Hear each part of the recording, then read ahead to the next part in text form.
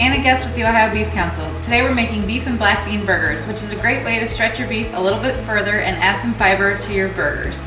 We're gonna start by cubing up some hamburger buns.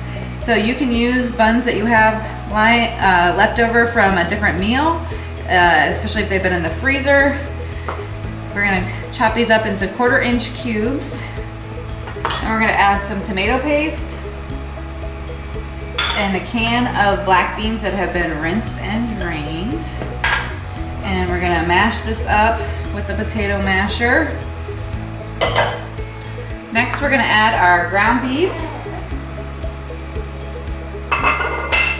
some jalapeno, minced onion, cilantro,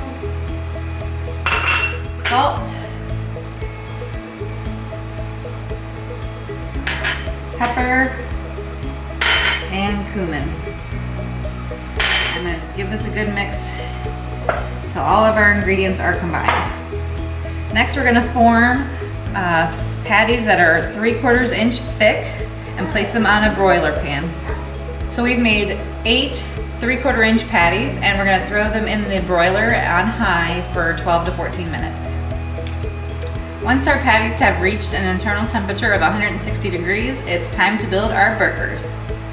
We're gonna top these with some fresh greens, avocado slices, and a dressing of our choice. Today I've decided on some ranch. And there you have it, a beefy black bean burger that's going to give you some extra fiber and nutrition, stretch your beef a little further, and be a satisfying meal. For this recipe and more, visit ohiobeef.org.